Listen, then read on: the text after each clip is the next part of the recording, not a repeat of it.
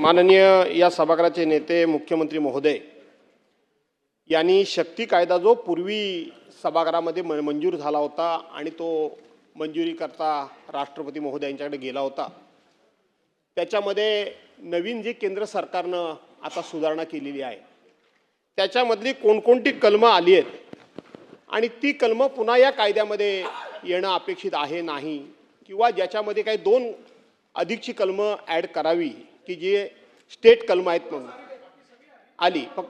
आली. मला या निमित्तानं मुख्यमंत्री महोदय कृपया महाराष्ट्रामध्ये माझ्याबद्दल कोणी गैरसमज करून घेऊ नये, पण तरीसुद्धा मी माझ्या भावना या ठिकाणी मांडतो.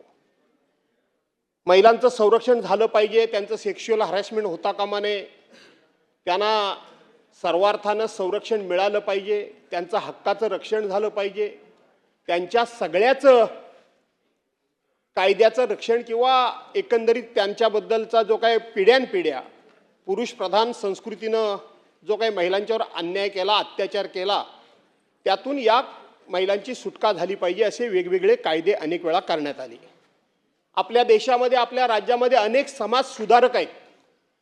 आपण जरी पुरुषप्रधान संस्कृती म्हणालो तरी या महिलांच्या हक्कांकरता लढा सगळ्यात जास्त देणारे पुरुषच समाज सुधारक आहेत, हे मुख्यमंत्री महोदय आपल्याला मान्य करावं लागेल. महिला देखील आहेत. माझी विनंती आहे की ज्या पद्धतीनं महिलांच्या हक्काचं रक्षण आपण करतोय, त्यांच्या इज्जतीचं, इभ्रतीचं आपण जसं रक्षण करतोय, त्यांच्या चारित्र्याचं जसं आपण रक्षण करतोय, अशाच पद्धतीनं समाजामध्ये काही रिपोर्ट्स आहेत की पुरुषांच्यावर सुद्धा अनेक प्रकारचे मुख्यमंत्री महोदय अन्याय होत आहेत, अत्याचार होत आहेत. 1986 पासून जे जे कायदे झाले त्या कायद्याचं आपण समर्थनच करतोय की ते महिलांचं रक्षण करण्याकरता कायदे झाले, पण असा एकही कायदा देशामध्ये नाही किंवा महाराष्ट्रामध्ये नाही की पुरुषांच्यावर जर अन्याय झाला, अत्याचार झाला तर त्यांनी कुठेतरी दाद मागावी, अशा पद्धतीचा कुठेही कायदा मुख्यमंत्री महोदय माझ्या ज्ञानाप्रमाणे, अभ्यासाप्रमाणे नाही. मध्यंतरी संभाजीनगरमध्ये एक महिलांची परिषद झाली, अध्यक्ष महोदय, महिलांची परिषद झाली आणि त्या महिलांच्या परिषदेमध्ये एका महिला व्याख्यातेने पुरुषांच्यावर कशा प्रकारचे अत्याचार आणि अन्याय होत आहेत, परंतु पुरुषांना कुठेही दाद मागण्याची जागा नाही, कायद्यामध्ये तरतूद नाही, आणि म्हणून पुरुषांना सुद्धा दाद मागण्याची कायद्यामध्ये तरतूद व्हावी असं महिला परिषदेमध्ये त्या ठिकाणी मुख्यमंत्री महोदय मागणी झाली. त्यांनी जी आकडेवारी दिली, आज हा कायदा आपण इथं आणणार होता सभागृहात, मला माहीत नाही ना तर मी ती आकडेवारी आणली असती. त्यांनी जी आकडेवारी दिली ती आकडेवारी इतकी भयानक आहे आणि विशेष करून सवर्ण वर्गातले पुरुष हे सगळ्यात जास्त आत्महत्या करतात अशा पद्धतीने त्यांनी आकडेवारी दिली. आणि म्हणून अध्यक्ष महोदय, माझी आपल्याला विनंती आहे की आजही आपण आता अशोक खरात प्रकरण अख्ख्या महाराष्ट्रामध्ये गाजतंय, आपण बघतो. एवढे सगळे कायदे करून, एवढ्या सगळ्या तरतुदी करून हे शेवटी प्रकरण दिवसागणिक थांबतंय, कमी होतंय, याच्यावर चर्चा होऊ शकते.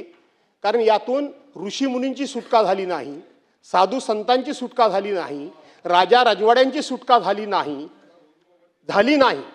हे सगळंच फार परंपरेतून हे चालत आलं, त्याचं मी समर्थन करत नाही. पुन्हा एकदा मी सांगतो तुम्हाला, मी या कुठल्याही गोष्टीचं समर्थन मुख्यमंत्री महोदय करत नाही. अशोक खरातच्या बाबतीत सुद्धा मी माझं काल मत नोंदवलंय मुख्यमंत्री महोदय, आणि आपल्याला माहित आहे की माझी भूमिका ही नेहमी कुठल्याही पार्शली नसते, संपूर्णपणे सर्वसमावेशक असते.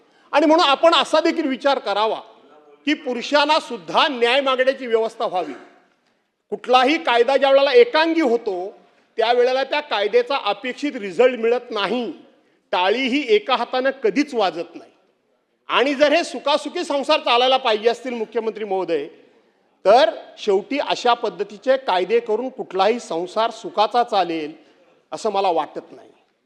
त्याच्याकरता दोन्ही बाजूनं त्याच्यामध्ये साम्यता असली पाहिजे, समानता असली पाहिजे.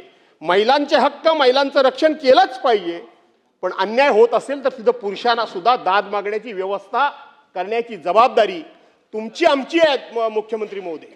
आणि म्हणून आज नाही, या कायद्यामध्ये तरतूद नाही, पण आपण स्वतंत्रपणे माझ्या भावनांचा, आणि मी म्हणतो या गोष्टीचा कुठेतरी अभ्यास करणारी एखादी समिती नेमा, आणि मग महिलांच्या हक्कांना त्या कायद्याला धक्का न लागता पुरुषांना सुद्धा न्याय देण्याची व्यवस्था आपल्याला काही करता येईल का, हा विचार आपण करावा. हे अध्यक्ष महोदय मी सांगण्याकरता आलो. मी कधी चुकीचं काय बोललो असेल तर आपण ते रेकॉर्डनं काढून टाका, परंतु ही भावना या निमित्तानं पोचणं अध्यक्ष महोदय महत्त्वाची आहे. दोन्ही बाजू या ठिकाणी आल्या पाहिजेत. कायदा हा सर्वसमावेशक असला पाहिजे, कायदा हा सर्वांना न्याय देणारा असला पाहिजे. तर एका घटकाला न्याय दिला तर दुसऱ्या घटकाला माझ्यावर अन्याय झाला म्हणून तो अधिक पेटून उठतो, तो अधिक चिडून उठतो, तो अधिक रागावतो आणि मग नाहीतरी मरायचंच आहे ना, आपल्याला माहिती आहे नाहीतरी होणारच आहे ना, मग आता आणखीन काहीतरी करावं, ही भावना त्या ठिकाणी वाढीस लागते. म्हणून पुरुषांना सुद्धा न्याय देणारी व्यवस्था कायद्यानं आपल्याला करता येईल का याचा आपण या निमित्तानं अभ्यास करावा. आणि आपण ह्या ज्या अमेंडमेंट आणलेल्या आहेत याला आमच्या वतीनं पूर्ण पाठिंबा आहे, एवढंच जाहीर करतो आणि या ठिकाणी थांबतो.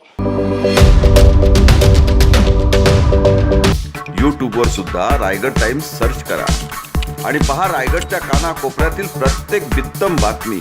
आणि हो, लगेचच सबस्क्राईब बटनवर क्लिक करायला विसरू नका. रायगड टाइम्स, आपलं चॅनल, आपला आवाज.